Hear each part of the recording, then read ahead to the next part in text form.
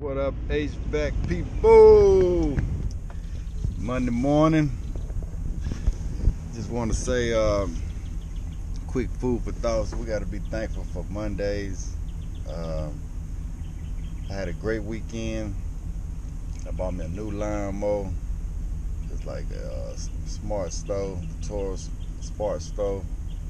Self-propelled. That thing bad. Cause I had a push mower. And man, my backyard pretty big, and the thing was working me. But it wouldn't start this year for some reason. Probably some simple carburetor or something like that. But I cleaned the carburetor out, messed with the little pin thing, try to clean it out real good. Put some starter, carb starter stuff in there. Put some new gas. I put a new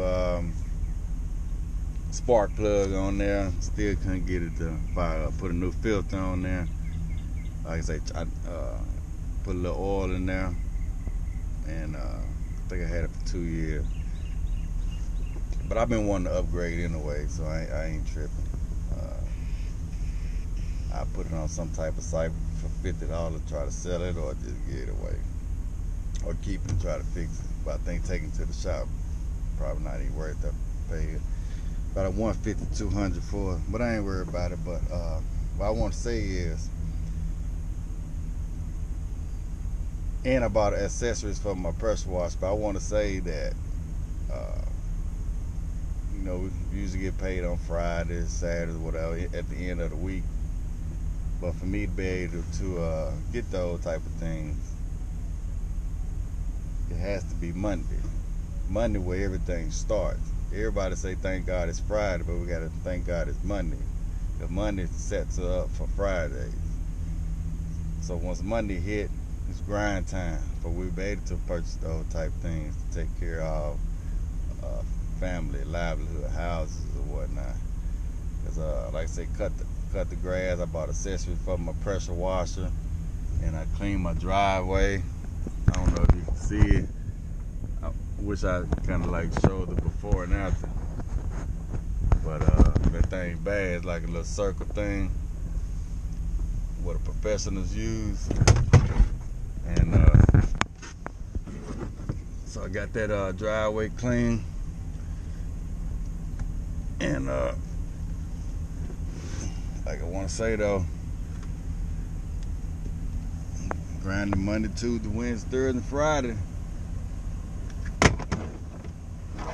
Made me to be able to get those things. I don't know how this thing here gonna work. I got this little suction cup for my windshield. We can do a little dry time.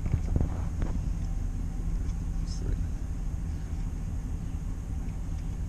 I ain't paid much for it, so it probably won't stick. Let's hope that it sticks. So we're gonna do a dry time though, and little food for thought this morning. Gotta go to the parts store. Gotta take a board back. I think I made a video on it. You gotta take a board back. I did make a video on it, but I haven't posted it yet. I think it was Friday. And they had a bad board. So it was under warranty.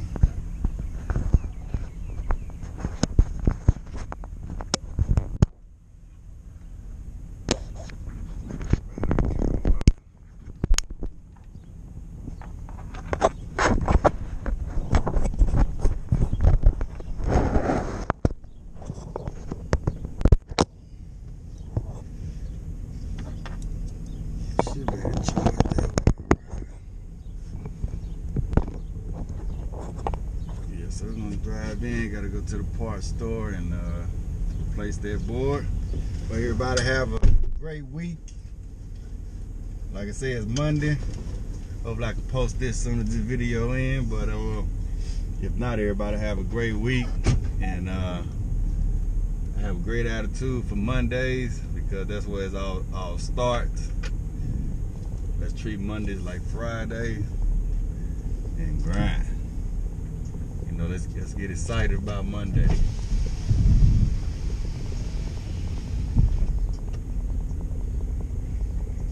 Here's the big challenge of life. You can have more than you've got because you can become more than you are. That's the challenge. And of course, the other side of the coin reads, unless you change how you are, you'll always have what you got. I have found in my experience that income does not far exceed personal development. Now, sometimes income takes a lucky jump, but sure enough, unless you grow out where it is, it'll usually come back where you are. Life has strange ways. If somebody hands you $1 million, best you become a millionaire quickly, so you get to keep the money. Otherwise, sure enough, it'll disappear. Somebody once said, if you took all the money in the world, divided it up equally among everybody, it would soon all be back in the same pockets. Incredible. Success is something you attract, not something you pursue. Success is looking for a good place to stay. So instead of going after it, you work on yourself. Personal development. See, the major question to ask on the job is not what are you getting? The major question to ask on the job is, what are you becoming? See, the big question is not what am I getting paid here? The big question is, what am I becoming here? Because true happiness is not contained in what you get. Happiness is contained in what you become. So that's our major subject for tonight, personal development. Of all the assignments Mr. Schoaf gave me at age 25, this was probably the most difficult. In fact, I'm still working on this one. I think it's an unending challenge to see what you can become. The next subject is called Basic Laws. And it's good to study the basics. And I call these basics primarily because they come from the Bible. Now, I'm not a theologian or a minister, and that'll be apparent. But Mr. Schoaf taught me that the Bible was a good textbook for ideas and stories and success equations, how to live the better life. I found out that was true. He also taught me that the Bible is as practical as it is spiritual, and I found out that's true. If you look at your bank account and your income and you're not happy, there are several places in the Bible to check to see what the heck's wrong, so you can make the changes. And we're going to cover some of those tonight, called basics. Okay. The next subject is my favorite, setting goals. Mr. Schoaf taught me how to set goals. What a favor that was. One morning at breakfast, shortly after I met him, he said, Jim, let me see your current list of goals, and let's go over them and talk about them. He said, maybe that's the best way I can help you get a better direction started. And I said, I don't have a list. He said, well, is it out in the car or home somewhere? I said, no, sir. I don't have a list anywhere. He said, well, young man, that's where we got to start. He said, I can tell you right now, if you don't have a list of your goals with you, he said, I can guess your bank balance within a few $100s. Which he did. And that got my attention. I said, you mean my bank balance would change if I had a list of goals? He said, drastically. That day, I became a willing student how to set goals. And sure enough, learning how to set goals changed my life. And I often wondered why no one had ever taught me how to set goals up until age 25. I went to high school, but if they offered it, I missed it. I went to college for a year, never heard it. I worked for Sears. Really? And to my knowledge, Sears never taught it. Right? How to set goals. So here I am, age 25, married, my family's starting, I've been to college, I'm working, and I still don't know how to set goals. But fortunately, when I was 25, I met the man who taught me how, and it revolutionized my whole life. Economically, socially, personally, it's incredible. So I want to share with you tonight what Mr. Schoaf shared with me, how to set goals. It can be a life changer. Okay. The next subject is the negative part of the seminar. Life is part negative, so we got to talk about the negative. And this subject is called diseases of attitude. Diseases of attitude. There's a lot of things that can wreck your chances to do well. We live in a rather dangerous world, so you got to be not only wise, you got to be careful. Now, attitude diseases are just as bad as physical diseases, right? High blood pressure, heart trouble. I mean, a lot of things lace your chances to do well. So you've got to be careful. And attitude diseases are deadly. I mean, they'll destroy all the good things you start. Okay?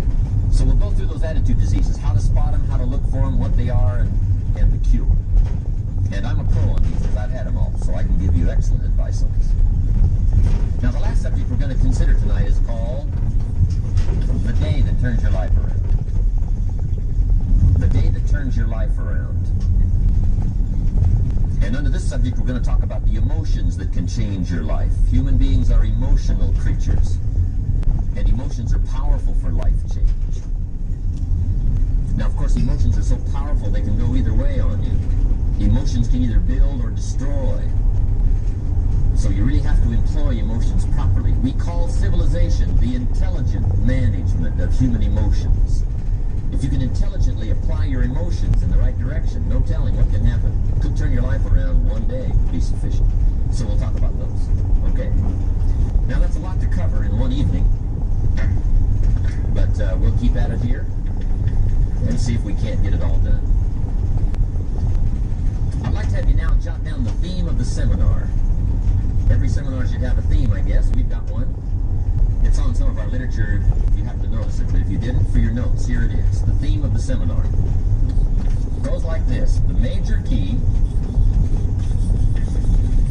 to your better future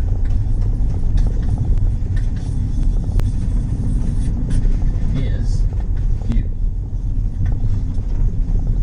That's the theme of our seminar tonight. The major key to your better future is you. And I'd like to have you underline two words just to give it some added punch. Underline the word major and the word you. So that it reads, the major key to your better future is you. Now my first suggestion is, transfer this to a card or something where you can put it up, where you can see it every day. Preferably put it up where you can see it at the beginning of the day, before you go off to put the day together. This is a good phrase just to glance at, to keep in mind as you're putting the day together. It's called the silent seminar. If you'll just let this talk to you during the day, I found it to be tremendously helpful. The major key to your better future is you. For a big share of my life now, I didn't have this one quite figured out, among a lot of things I didn't have quite figured out. Many things used to puzzle me back in those early days. I used to wonder why two people could work for the same company, one make twice as much money. Now see, that used to puzzle me. And maybe they were the same age, graduated from the same school, live in the same community, work for the same company, with the same products and the same services. They've got the same traffic, the same problems, and one makes $1,000 a month, the other one makes $2,000 a month. Now that was my puzzling question. Why would this long list be the same and the money twice as much? I asked, what's the difference between $1,000 a month and $2,000 a month? And I don't mean $1,000 a month, right? I can figure that out. But what makes the difference? Why would one person do twice as well, 3 times as well?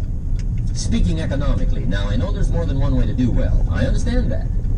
But in this little narrow area called compensation, what's the difference? Well, back then, with my faulty thinking, I'm trying to reason it out. I thought, well, maybe time makes some of the difference, right? Some people do better because they have more time. I used to say, Harold ought to be able to do well. He's got a lot of time. If I had all of Harold's time, I could do well. Now, that's got to be dumb, right? Number one, you can't get somebody else's time. A guy says to me one time, he says, you know, if I had some extra time, I could make some extra money. I said, then forget it. There isn't any extra time. Hey, when the clock strikes 12 midnight, that about wraps it up, right? I mean, you can look around the gongs there for a little more, but it's over. You say to the guy, what are you doing? He said, I'm looking for extra time. See, they'll come and take you away, right? There isn't any more time. Now, if you can't get more time, which you can't, what could you get more of that would make a difference in economic results? And here's the key word. Make it a part of your notes. We're going to consider it tonight. The word is value. And I have a little phrase for your notes. Value makes the difference in results. Value makes the difference. You can't get more time, but you can create more value. Now, here's the first lesson of economics. Everybody should learn it from the time they're old enough to understand what a dollar means, how to earn one, how to get one, how to keep one, what to do with it. First lesson of economics. We primarily get paid for value. That's lesson one. Bringing value to the marketplace, that's how you get paid. You don't get paid for the time. I know it takes time to bring value to the marketplace, but you get paid for the value, not the time. Now, since that's true, here's one of the key questions of the evening. Is it possible to become twice as valuable at the marketplace and make twice as much money in the same time?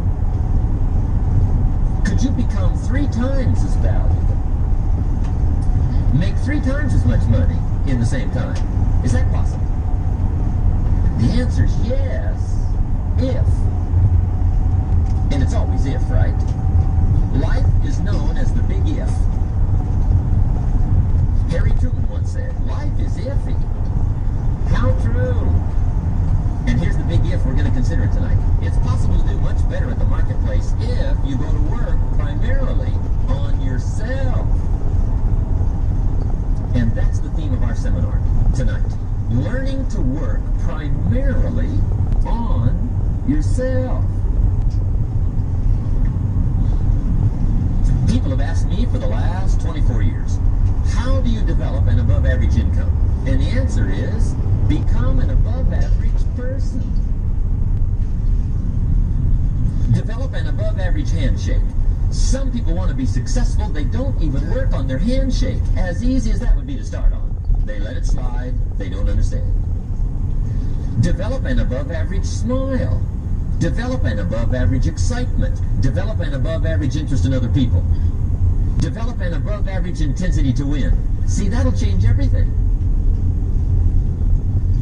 Probably one of the most frustrating experiences in life is looking for an above average job with above average pay without becoming an above average person. It's called frustration.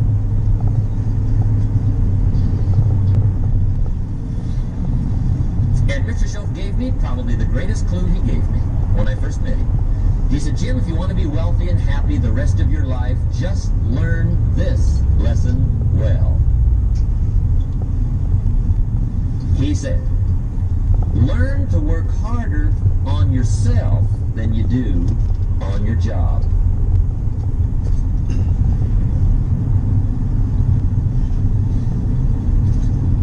Then Mr. Schoaf gave me probably one of the most important clues among so many things he taught me, but this was in those early days. Mr. Schoaf was very kind, but he was also very abrupt. And he had these interesting questions to ask. I'm giving him a little rundown one day on how things hadn't worked out for me. He said, Mr. Owen, I've got the answer for you if you will listen carefully. And listen carefully I did that day and for the next 5 years. If somebody's wealthy and happy, you gotta listen. He said, Jim, I've only known you a short time. But he said, it's already my honest opinion that for things to change for you, you've got to change. That wasn't quite the answer I was looking for. But that's the answer he gave me, and I pass it along to you on this warm summer evening in Anaheim, California, 1981. For things to change for you, you've got to change. Otherwise, it isn't going to change. Before I met Mr. Schoaf, I used to say, I sure hope things will change. Right? That seemed to be my only hope. If it isn't going to change, I'm in serious trouble. And then I discovered it isn't going to change, so I'm in serious trouble.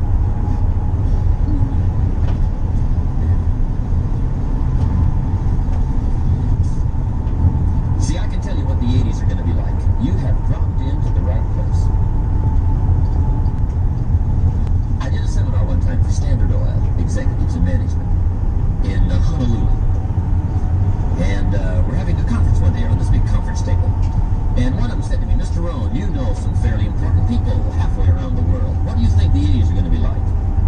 I said, gentlemen, I do know the right people. I can't tell you. So they all listened very carefully. And I said, gentlemen, based on my wide experience, I can really honestly say to you, in my opinion, in the 80s, it's going to be about like it's always been. Aren't you glad you came? That's inside. I don't pass that around just everywhere. Now, of course, I said that to make a point, but I also said it because it's accurate. It's going to be about like it's always been. It isn't going to change. The tide comes in and then what? It goes out for 6,500 years that we know of, recorded history, and probably long before that. So it is not going to change. It gets light and then what? It turns dark. 6,500 years. See, it's not likely to change. And we're not to be startled by that. If the sun goes down, the guy says, what's happened? What's happened? It means he hasn't been here long, I guess, right? It always goes down about this time. The guy says, well, I don't like that arrangement. Well, you got to talk to somebody besides me, right? It gets light, then it turns dark. In rotation, the next season after fall is what? Winter. Pray tell, how often does winter follow fall? Every year regularly for the last 6,500 that we know of. See, it is not going to change. Now, some winters are long, and some are short, and some are hard, and some are easy, but they always come right after falls. It isn't going to change. Sometimes you can figure it out, sometimes there's no way to figure it out. Sometimes it goes well, sometimes it gets in a knot. Sometimes it sails along, sometimes it gets in reverse. See, that's not going to change. The last 6,000 years reads like this: opportunity mixed with difficulty. That's how it reads. It isn't going to change. The man says, well, if it isn't going to change, how will my life ever change? Answer, when you change. And whether I'm talking to high school kids or business executives, my message is always the same. And it goes like this: the only way it gets better for you is when you get better.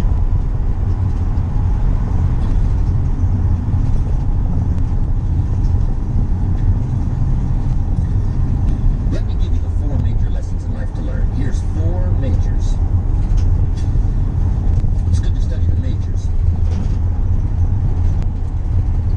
In our weekend seminar we teach, some people don't do well because they major in minor things. You've got to be on the lookout. At the end of every week, end of every month, you've got to check, make sure you're not spending major time on minor things. Maybe we go through that whole series. Majors and minors. Now, let me give you 2 phrases before we get to the 4 majors. This will set it up and you'll see where I'm going. 2 key phrases for your notes. Here's the first one. Life and business is like the changing seasons. That's the first phrase. Life and business is like the changing seasons. One of the best ways to describe life, it's like the seasons. Frank Sinatra sings, life is like the seasons. Now here's the second phrase. Very important. You cannot change the seasons, but you can change yourself. You can't change the seasons, but you can change yourself. And see, that's how life gets better for you, not by chance, but by change. Now, here's the 4 major lessons in life to learn. I've got my first book finished. It came out a couple of weeks ago. This is in it, but 4 major lessons in life to learn. Here they are. Number 1, learn how to handle the winters. That's lesson 1. They come right after falls, with regularity. Some are long, and some are short, and some are hard, and some are easy, but they keep coming. You must learn to handle the nights. They come right after days. You must learn to handle difficulty. It comes right after opportunity. You must learn to handle recessions. They always follow progressions. For the last 6,000. See, it isn't going to change. The lesson you must learn is how to handle it. And there's all kinds of winters, right? The winter when you can't figure it out. The winter when it all goes smash. The winter when it turns belly up. The winter when it won't work, when you've run out of money and you've got a broken heart. See, those are winter times. There's all kinds. Economic winters, social winters, personal winters. When your heart is smashed in 1,000 pieces and the nights are unusually long, your prayers seem to go no higher than your head. It's wintertime. Barbara Streisand sings, "It used to be so natural to talk about forever, but used to be so don't count anymore. They just lay on the floor till we sweep them away. You don't sing me love songs, and you don't say you need me, and you don't bring me flowers anymore." A song of winter. But see, the disappointments come. Those are normal. That's part of life. But the question is, how do you handle it? How do you handle the coming winters and the disappointments and the downtimes? Well, you can't get rid of January by tearing it off the calendar. But here's what you can do. You can get stronger, you can get wiser, and you can get better. The winters won't change, but you can. And that's how life changes for you. See, before I understood, when it was winter, I used to wish it was summer. I didn't understand. When it was hard, I used to wish it was easy. I didn't know. And then Mr. Shope gave me a part of his very unique philosophy when he said, "Don't wish it was easier, wish you were better."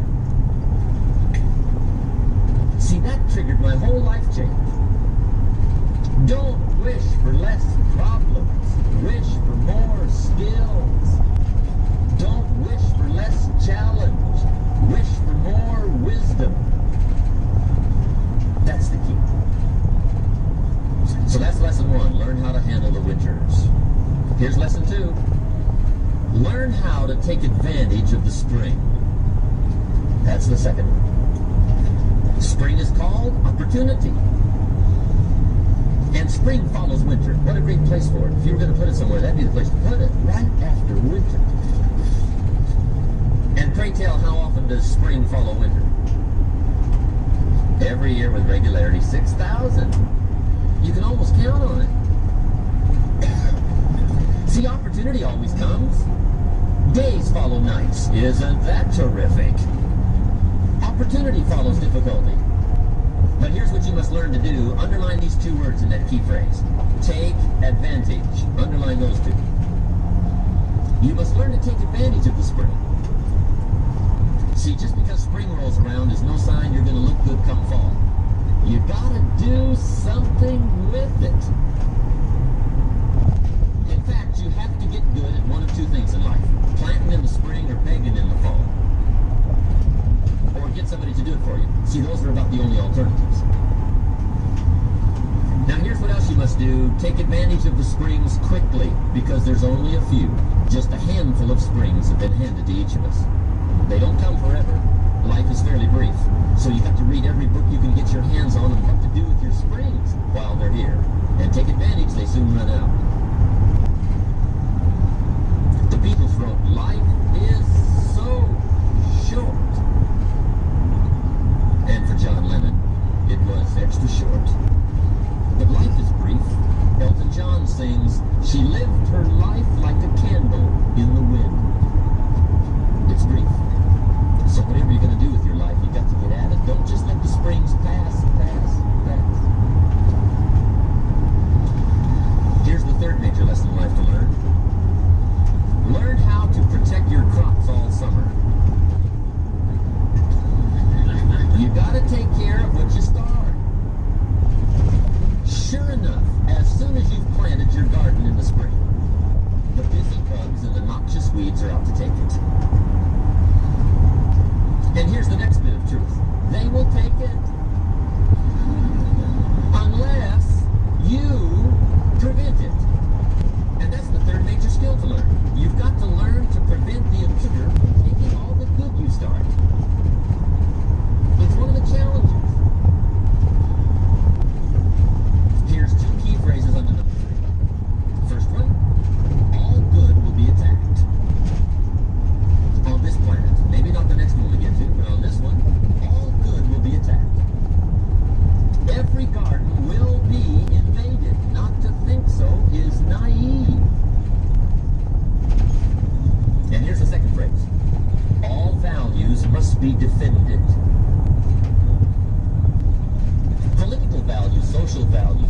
values, family values, marriage values, friendship values, business values.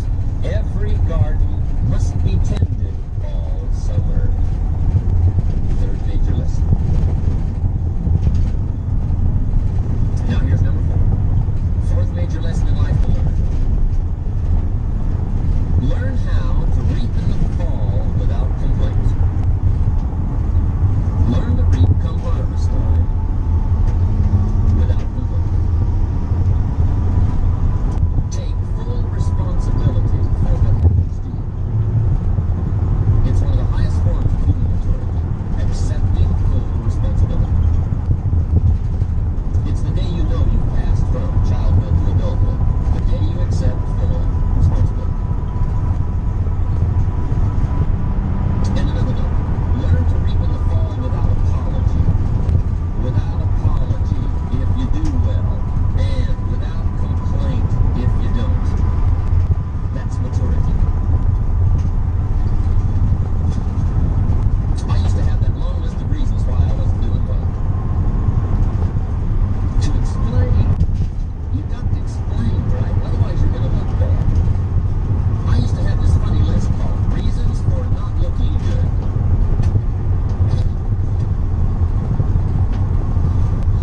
I used to blame the government. I mean, you can believe that or not. It was at the top of my list. I had a lecture second to none. The government, that was on my list. I used to blame taxes. Look what you got left after they take everything. And they expect you to do well. That was on my list. Prices, that one's easy, right? We walk into the supermarket with $20, come out with a little half bag. I had that on the list. I used to blame the weather. I blamed the traffic. I used to blame my car. I blamed the manufacturers. I used to blame the company. I blamed company policy. I used to blame the training program. I blame my negative relatives. They were always putting me down. I blame my cynical neighbors. They're just selfish, looking out for themselves. Won't loan you money? They were on my list.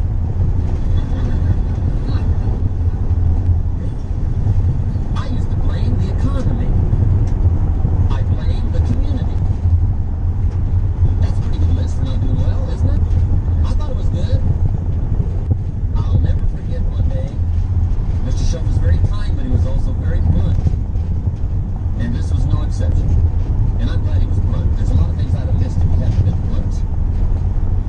One day, with sort of a curious look on his face, he said, "Jim, just out of curiosity, tell me, how come you haven't done well up until now?" Excellent question. I thought, well, so I won't look too bad. I'll go through my list. And this list I just gave you, I put that on him. And he was very patient. He let me go through the whole thing, the government, the weather. I went through this whole thing. When I finished, he looked my list over very carefully. He said, "Mr. Owen, big problem with your list. You ain't on it." How brilliant.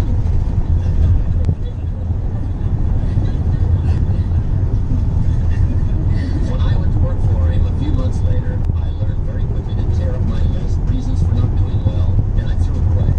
And I got me a fresh piece of paper. And I put one word on it. Me. There's a Black Heritage spiritual that says it's not my mother, nor my father, nor my brother, nor my sister, but it's me, oh Lord, standing in the need of prayer.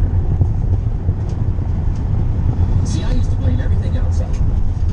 And then let me give you a little philosophy that helped turn my life around. For your notes, here it is. It's not what happens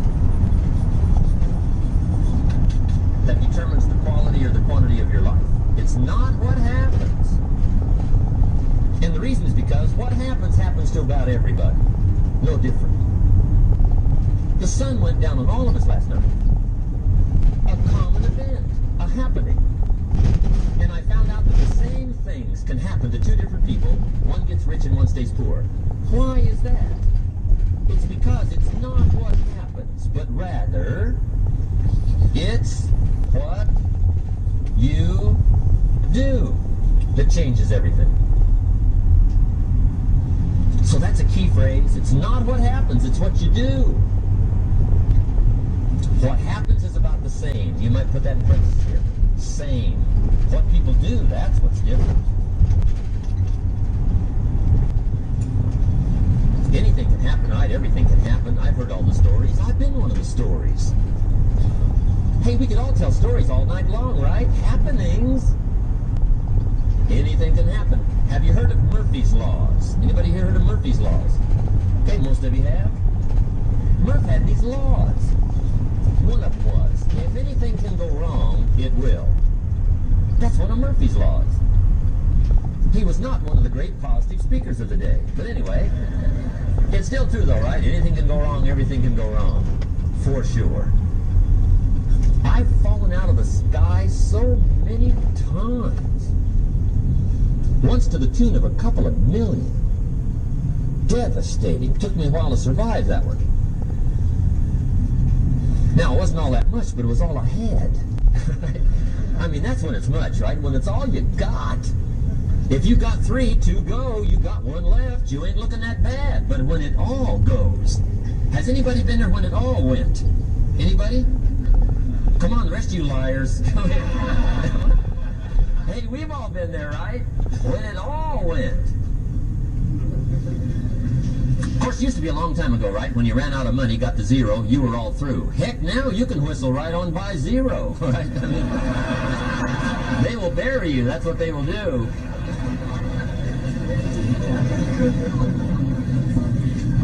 But see, those are the happenings, right? Everything can happen. Anything can happen. But it's not the happenings. It's what you do about it. Somebody says, yeah, but you don't understand the disappointments I've had. Come on. Everybody's had their share. Disappointments are not special gifts reserved for the poor. Everybody has them. The difference is what you do about it. It's not the weather. I used to blame the weather, and I discovered it rains on the rich. So see, that won't help. 2 men wake up one morning, there's a rainstorm on. One of them looks out his window, sees the rainstorm, and he says, wow, what a storm. With weather like this, they can't expect you to go out and make sales. He stays home. Same morning, the other guy looks out his window, sees the same storm, says, wow, what a storm. But he says, you know what, with weather like this, what a great day to go out and make sales. Most everybody will probably be home. Especially the sales.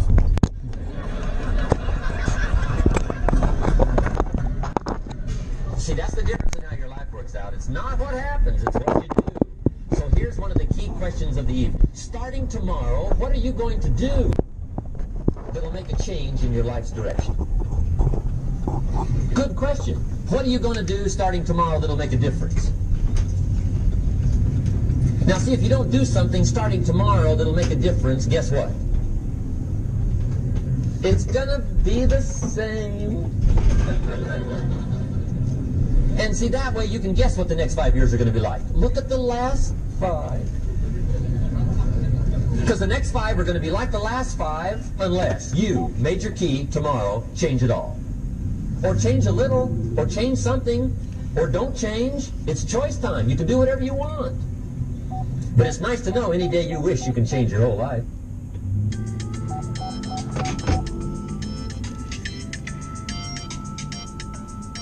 I hope you enjoyed that drive time, people. Remember, it ain't all about just working hard. It's about what you put in your mind.